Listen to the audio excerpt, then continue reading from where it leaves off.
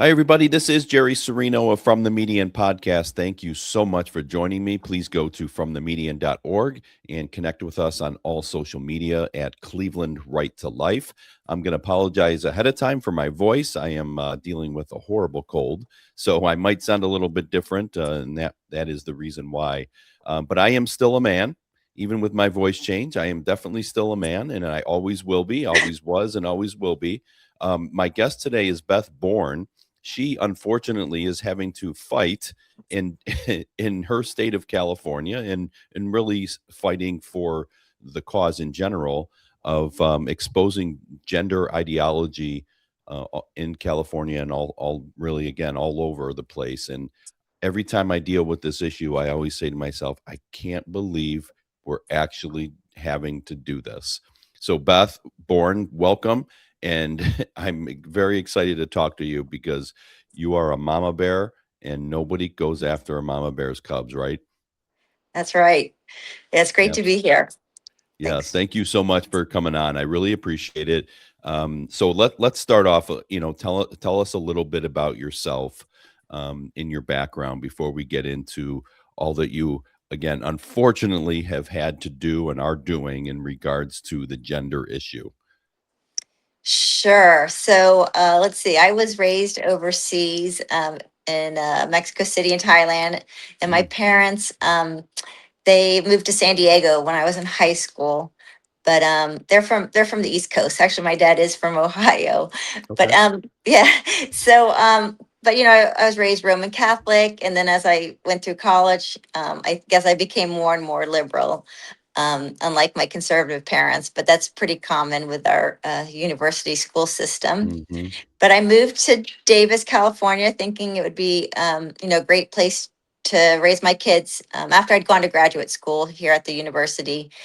And, I thought everything was going okay. It was a town that environmentalism was important. It was a town that had a lot of international people, highly educated. I think it's Yeah. like the second most highly educated city besides maybe there's one in North Carolina. But anyways, lots of master's degrees and PhDs walking around. Yeah. But I didn't realize was my daughter was in elementary school, towards the end of her elementary school years, she came out with this declaration that she was bisexual, which shocked me. She was only 11 years old. And then when she started seventh grade, many of her classmates were coming out as transgender. And I'd already seen it actually in the schools when she started kindergarten. There were some mothers who said they had these trans kids, but that was 2010. It made me feel unsettled, but but so my daughter was one of the kids that was captured in 2018 by this what I call an insane belief system. Hmm. And I've just I was one of the fortunate parents. I think she kind of outgrew it by her senior year of high school, but I have kept very good records since I was a divorced mom. And so some of my medical records in regards to my daughter being kind of pushed down this medical path after being, socially transitioned in the public schools, Hmm. it's been used by the Federal Trade Commission and other, federal agencies trying to investigate what's happening in these gender clinics, here in California, but really across the United States. Yeah, and we know, we're talking about California, where you're at, Yeah. obviously very liberal state, but it's happened everywhere. I mean, here in Ohio, we had some prominent hospitals, excuse me, doing surgery and things like that, and so all over the place. This is not unique to California. I'm curious to know a little bit about your knowledge in as far as your daughter is concerned. Was this done behind your back? Where did she come to you? Was she encouraged or supported in the school? That's an interesting question because the school counselor did say to me, your child's come in and they'd like to change their name and their pronouns at school and start using the boys' bathroom and the boys' locker room. Would you be okay with this? So I, of course, being a divorced parent, and my daughter was about 13 years old, you don't want to lose custody of your child, right? So you're kind of put in this position of do you want to be the parent who looks like the parent who will, go along, do what the school wants you to do what your child wants you to do what the doctors want you to do, or are you going to push back on it and then risk losing, any chance of saving your child? Mhm. So I did, agree to that. But what I didn't realize was the 2 or 3 years leading up to that. And I don't know. I tend to be like this kind of show and tell person because people just don't realize. Let's see if I have it here. I've got sort of a collection of like picture books. So these are the Yeah. books that were introduced in her classroom, her kindergarten, first grade class. They're books about like Jazz Jennings, a boy who came Yep. out, as a girl, as a 6 year old. And then, how to use the bathroom of the opposite sex. So they brought the books in about 2017. So it's almost 10 years ago. And they brought in these surveys asking kids, are you transgender? Are you non binary? They started bringing flags into the classroom.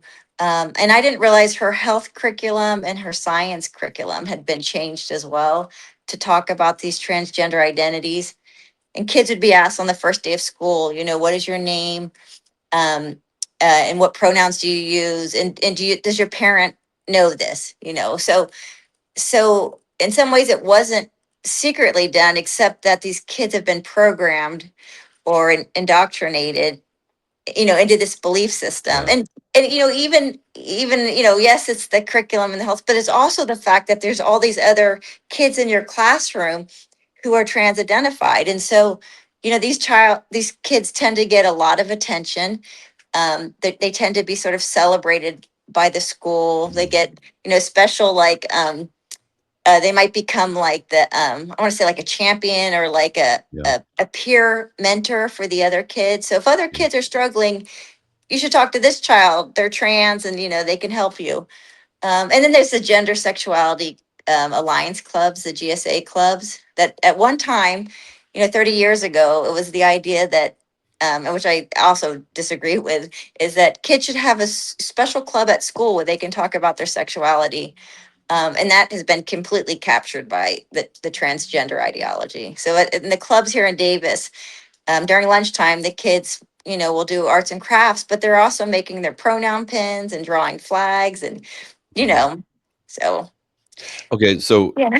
it's interesting that you were saying you were a little liberal Hmm. when you in college, and shortly after, you went along with your daughter sort of transitioning out of fear. And I that's not the first I've heard of people saying, Right. I was because a lot of people are told, if you don't go along with this, your child will commit suicide. And I've heard Yeah. people say, I'd rather have a trans kid than a dead kid, right? And so they, out of fear, went along with it.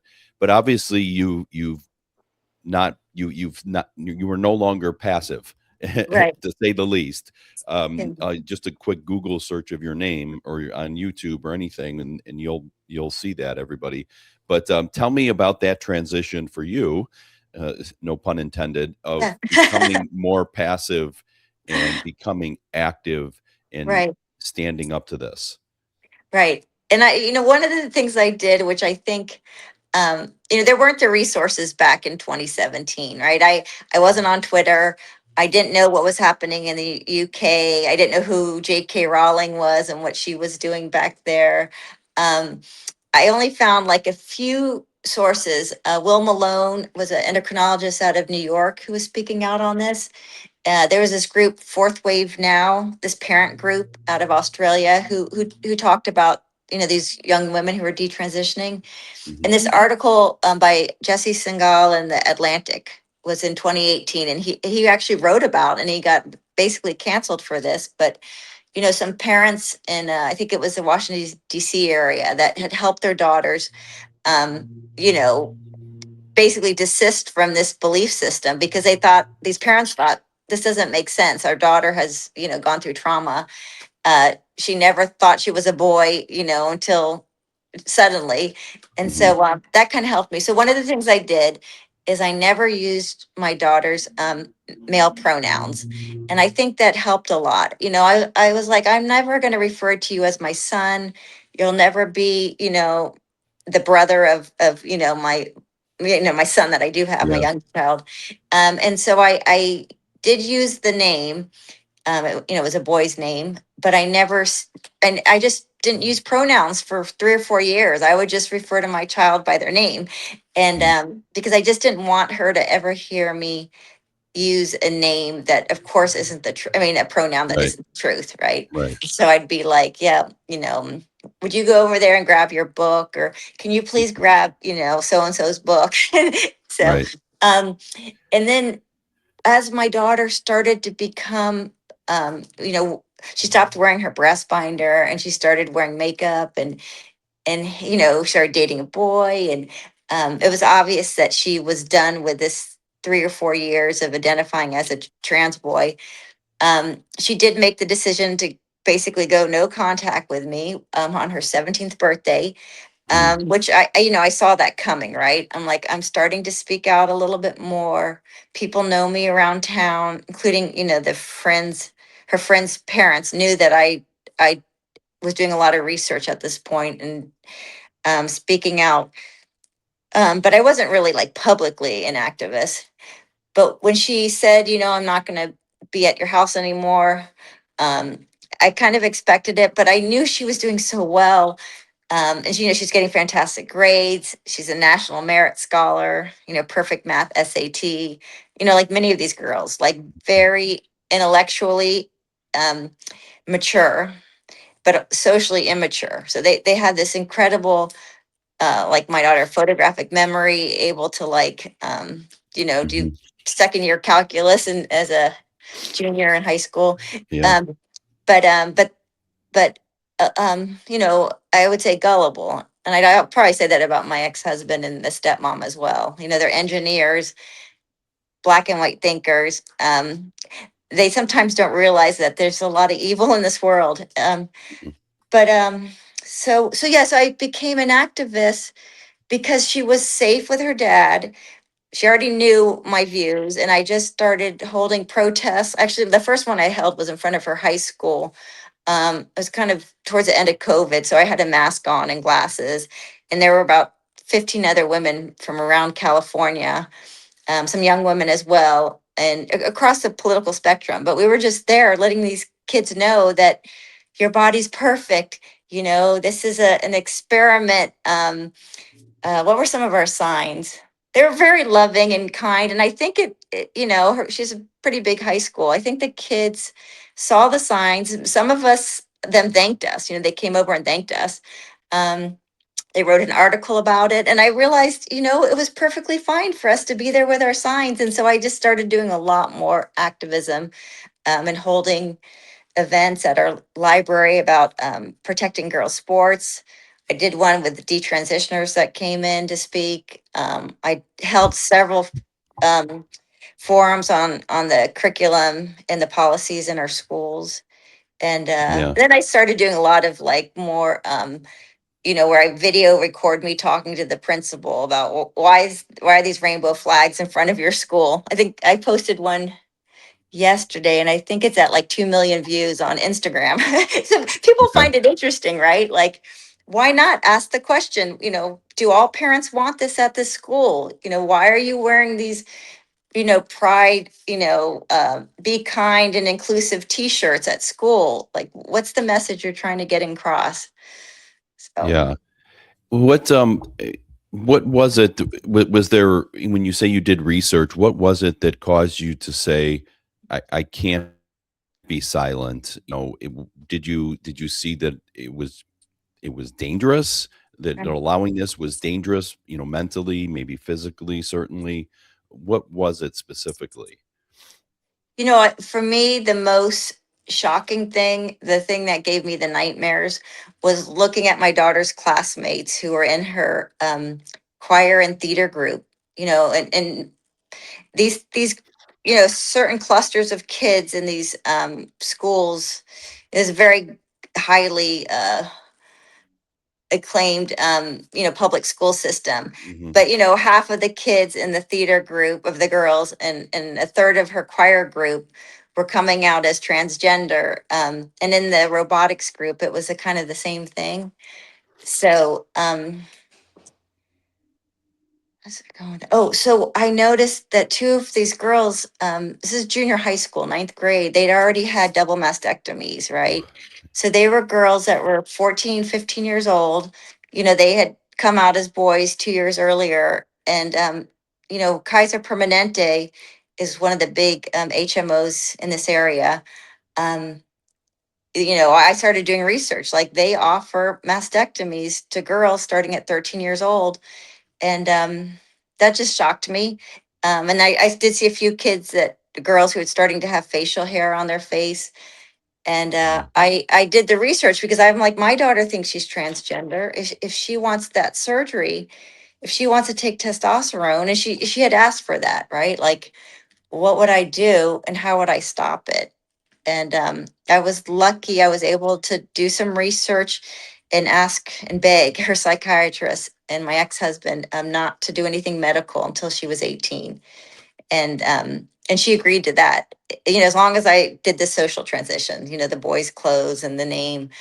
Um, and so she was able to grow out of it. But okay. when you see it with your own eyes, all these kids Yeah. being medicalized, and knowing that your child could be the next one, right? And especially when the doctors did tell me, this is life-saving, gender-affirming care. I talked to the endocrinologist, and he said, this could be, yeah, this could be, we've seen that allowing kids to take puberty blockers and testosterone, or, estrogen for a boy, reduces the chances of suicide. And so he told me that on the phone, and I said, but where are the long-term studies? And he said, there are none. And I said, well, then my daughter would be the guinea pig, right? She Right. would be the first, you know, cohort or group of kids to be medicalized. And so yes, a lot of my records are being used right now by the Federal Trade Commission for an investigation they're doing. So I got to speak in Washington, D.C. Last July Yeah. at a workshop that was held there. And Yeah. so I kept all the receipts. I have all the records of how they encouraged me, or basically, said I needed to offer my daughter these drugs and surgery, or I could risk, losing her. Yeah, it's horrible with Right. even doctors who I have a lot of respect for who Yeah. made claims without actual evidence, and that is really really disappointing, right? Because you want to Yeah. trust your doctor, and again, most doctors are excellent, but tell me about the backlash when you go outside, standing outside of schools, because if you like I said, if you go to YouTube and you just Google put your name in, you are not you're not very well liked by the left, which means you're liked by me and my audience, right? Because Right. of that, right? That's a badge of honor when Yeah. you're disliked by the left. So you're Yeah. doing the right things. Exactly. Tell me how that went. I mean, you again, Yeah. you weren't someone that was politically active, and all of a Right. sudden people are screaming at you and bad mouthing you. Yeah.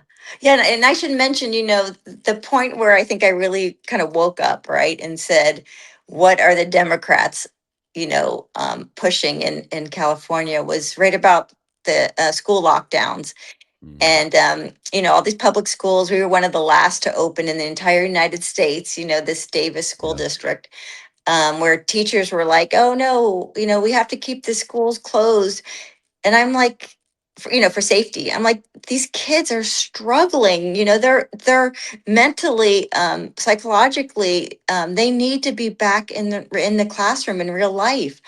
And they're not, a lot of these kids lost a ton of learning. So I teamed up with Moms for Liberty, the local group here in Yolo County, and these women were so wonderful, right? Mhm. Yes, they were very conservative, but they were caring, and they were, active in their kids' public schools, and they just wanted the best for children. And they didn't know a lot about the transgenderism in the schools, but they knew that it was dangerous, and so they wanted to hear more from what I had done with my research. So yeah, so I think, I've probably been voting red now for 5 years. Mhm. Um, but what I realized is the way they try to cancel you, um, when you just try to use your voice is, they kind of came after my job, and they came Mhm. after, people in my family, my neighbors, they all put the flags in their front yard, the ones that were, so not all Mhm. of them. I have some wonderful neighbors, but there definitely was this feeling of like, we're going to make her feel uncomfortable. And then I started, I would show up to like the Pride event where they have the drag queen drag show for kids. Yeah. Antifa was there, kind of like watching me, and with masks on. And my tires were slashed that day. So Mm. that was maybe 3 years ago. My car tires were slashed. And the police investigator, 100% agreed with me that it was likely Yeah. the Antifa that was right across the street at the Central Park. But and then what else happened? Oh, the school issued a restraining order against me, um, because I spoke out at back to school night and on social media. They said I was doxing teachers, but I'm just sharing what's in the classroom, Right. not giving out private information. But that's when I got teamed up with Harmeet Dillon's law firm out of San Mm. Francisco, and she's our assistant attorney general right now. Yeah. Excellent. Yeah, so that Yeah. was excellent. So as soon as I hired her, and um, I must have spent, I don't know, 10,000 on attorney fees to prepare for the court hearing. They dropped it right like the week Mhm. before, but it was still money well spent, because I Sure. made the point that they know, that my speech is perfectly fine. Mhm. Alliance Defending Freedom also Yeah. represented me on a ADF. case, yeah, with the library, where our event was shut down because we misgendered. We called, William Thomas, Leah Thomas. Leah Thomas. Yeah. Yeah, we called him a man, and they wanted us to call him. They said, "Well, trans women are women, and if you misgender, these athletes, these trans women, we're going to shut down your event." And Mm. I had two attorneys in the room with me, and we had Kim Jones on the phone, who's like an expert on federal Title IX and free speech law. And she told the librarian, we will sue you if you shut down our event. And they did. And we sued them, and we won a $70,000 settlement. So Alliance Defending Freedom, excellent. Harmeet They Dillon, are. excellent. I realize this really is a free speech issue, just as much as the medical side of it, and the sports side of it. It's uh, it's it's the left being able to censor speech in all kinds of ways. Yeah. So There are so many issues with this, and thank you yeah, so much for sharing your story and all that you're doing. As we come to an end here of our time, for have sure. really enjoyed talking with you. That this is a free speech issue. It's a truth issue. It's a reality issue. It's a children's issue. These are children that are being indoctrinated, who are being allowed to or supported in doing something that is not healthy. And I don't mean just physical, but the mental side of it. Boys are boys, girls are girls. End of story. That's it. Mhm. Right. Not every boy or girl fits into the perfect mold of what a boy is. Right. Not every boys are into sports. No big deal. You're still a boy.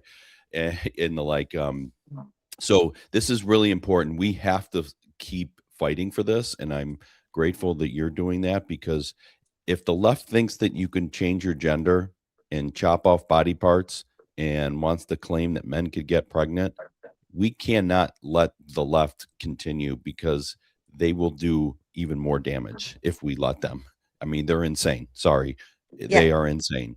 yeah. Um, Beth Bourne, thank you so much for what you're doing and all your great activism. Really appreciate you. God bless you, and keep Thank up the you. great work. Okay, thank you. It was great Okay. And thank all of talking you to for you. listening to this episode of From the Median podcast. Please check us out, fromthemedian.org, and we will see you next time.